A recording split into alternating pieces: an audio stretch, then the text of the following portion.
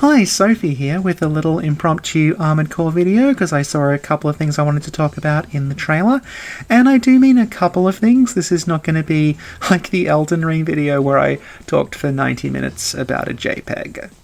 So what struck me first in this flashback sequence to this mission that's gone wrong is that all the pilots are identified using numbers. So we have like here's 617, 621, 619. This is very different to previous Armored Core games because in those, pilots would communicate using call signs, so you wouldn't hear things like 617 is down, you would hear like, Valkyrie is down or something like that.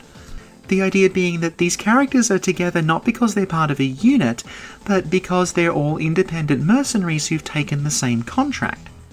Speaking of which, you'll notice that this group of pilots is actually referred to as Squad Alpha, which again, very different to what we've seen before. So even though our character is referred to in the promotional material as being an independent mercenary, the way this is all playing out seems a lot more impersonal and a lot more militaristic than the series has been up until this point, and I think that's really interesting. The reason that it's interesting is that something we've discussed previously on this channel when we've talked about Armored Core is that a lot of the games will start with you feeling like you are in control, you are making decisions, you are taking contracts, you have the final say, you're an individual, and the decisions you make are yours. But then as the story progresses, you will uncover the reality, which is that actually this is all being engineered and directed from above. And while you still made those choices, you're not as free as you think you are. And I'm now wondering if Fire of Rubicon is almost going to do the reverse of that, where it starts you in a position where you are directly under the control of someone, you don't have a lot of freedom, and then as the story progresses, have you break free of that. I think it's also interesting that the director of this is Masaru Yamamura, who directed Sekiro, because a big part of the story of Sekiro is that you are someone who was taught from birth to always follow orders and never question them, and then you ultimately have this crisis of conscience about halfway through where you realize that you have to break the orders that you've been given. So I'm wondering if they're going to tell a similar story here with us eventually turning against Walter. I'd actually be very, very surprised if we do make it through the game and Walter isn't a boss fight at some point. The other thing that really struck me about the trailer is these scenes of us being seemingly integrated into the mech itself, because they're very, very reminiscent of a plot point and a mechanic from the earlier Armored Core games that was called Human Plus. Human Plus is a fairly esoteric but also very important part of the first Armored Core game, whereby if you went too far into debt, your character was used as an experimental subject in a program called Human Plus. The exact procedure of what Human Plus was vague, but what it basically did was it made you into a cyborg that allowed you to interface with your mech in ways a regular human couldn't, and it gave you all these new abilities. This removed your debt, but it also removed your progress. And it replaced your name with a series of numbers, kind of like what we're seeing in the trailer here. Outside of this mechanic, Human Plus is a pretty key part of the original Armored Core story, with the various corporations warring with each other over access to Human Plus research and technology. Human Plus style mechanics do carry on throughout the series, but as far as being part of the plot goes, it's really only super integral to the plot of 1. And if you look at the cutscene that plays when you get the Human Plus augmentation in Armored Core 1, it's really, really similar to what we're seeing in this trailer. That all says to me like Human Plus or something akin to Human Plus, maybe with a different name, is being used in this game. Maybe it's part of the plot. Third and final thing I wanted to bring up is that our character is referred to in pretty much all the promotional material as a hound. So you're called one of Walter's hounds, but you're never called a raven. And that's really significant because Even though the Armored Core games don't really have much of a continuing story, they tend to be kind of standalone or standalone in groups of 2 or 3, you've pretty much always been called a Raven. Characters will refer to you as Raven in the same way that they will call you, Bearer of the Curse, or Chosen Undead, or Hunter, or something like that. And here we seem to be a Hound.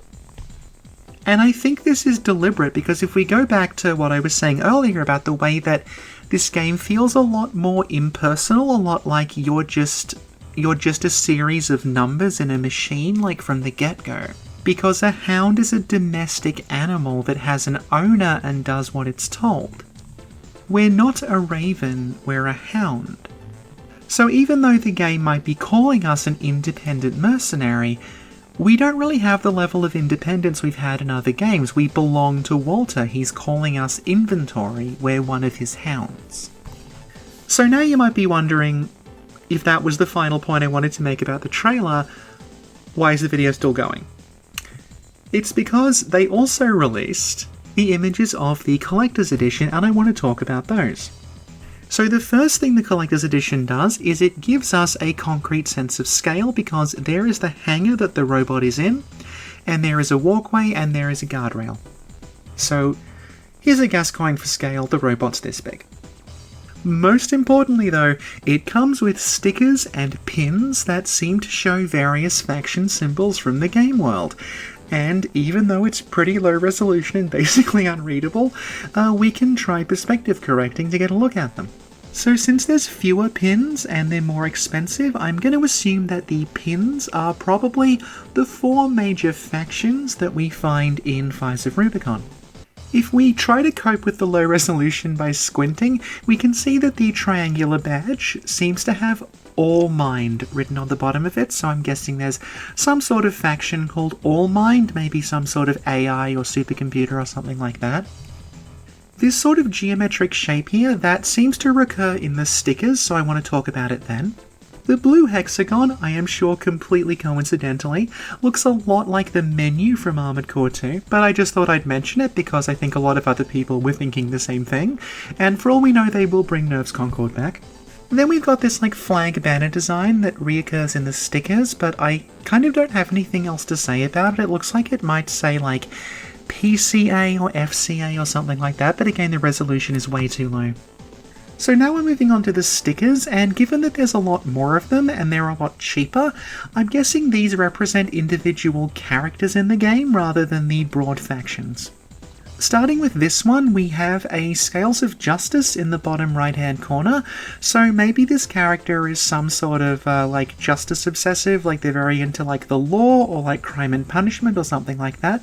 And I'm wondering if the kind of red stripe down the center represents the Rubicon system, because we know that we're on planet Rubicon 3, and something happened on Rubicon 3 that created this, red wave throughout the system, so I wonder if this character is, someone who's obsessed with, upholding justice in the Rubicon system, something like that. So this image here, because I've played too many of From's fantasy games, I assumed, scythe burning, it's a weapon, but then I thought, no, it's probably just a scythe, or maybe a pickaxe or something like that. The image of this scythe or pick or whatever it is, or hammer being held by a fist, that says to me kind of socialist worker imagery, like a workers' rebellion, and the way that it is covered in that burning sort of red aura, that makes me think again of the coral energy from Rubicon. So I'm wondering if this is maybe some sort of like that's a pickaxe, and this represents sort of miners in the Rubicon system who've been mining this coral energy, and maybe they're rising up, something like that. This one I think is interesting because it could actually be a raven. It's some sort of white bird shape. We have no other information beyond that, but it would be weird if they did an Armored Core game without ravens in it. Given that it's white, they could even be going for a 1-2 punch by having a moonlight raven. These ones here I kind of have nothing to say about. Sorry. This one is interesting because it looks like one of the symbols that we saw on the pins, but a kind of variant design. So I'm assuming they're connected, and I'm wondering if, that one there, which unfortunately we can't really read the writing on, if that's like a mercenary faction that's affiliated with the sort of broader faction that the pin is representing. So final sticker thing is that we have what are basically two sets of stickers that seem to be linked. And I think these are probably like squadrons of mercenaries, and these are the individual markers for each person in the squad. This group here, again, very low resolution, but it looks like they all use a sort of cartoon animal as their symbol. So you can see like one kind of looks like a lion, one kind of looks like a fish. The one in the bottom right I initially thought was just a tank, but if you kind of like zoom in far enough, you can see that it's actually like a hermit crab with a tank on its back. So I'm guessing that like, yeah, this is a squad where like it's 6 characters and they all have like a different animal motif to them. And then we have this set of 8, which I think we can safely say are a set, not just because they all use the same basic shape and design, but because they're actually numbered with Roman numerals. They go 1, 2, 3, 4, 5, 6, 7, 8. So 1 is a fist, 2 is seemingly a series of faces that are divided vertically, 3 I think is a sunflower, 4 I have absolutely no idea what that is, 5 looks like it might be a person in an exoskeleton, maybe it's like a stylized armored core pilot, 6 looks like 3 people with something hanging over them, 7 is very interestingly someone receiving a lobotomy, which maybe ties in with this whole, like the amount of agency you have and like the way that bodies are being used to pilot the mechs and things like that. That might actually be a commentary on that. And then 8 is probably the weirdest, where it looks like 2 fetuses with some sort of symbol between them. So that was my take on the Armored Core 6 story trailer, which was only 4 times longer than the actual trailer, so you got off pretty lightly, honestly.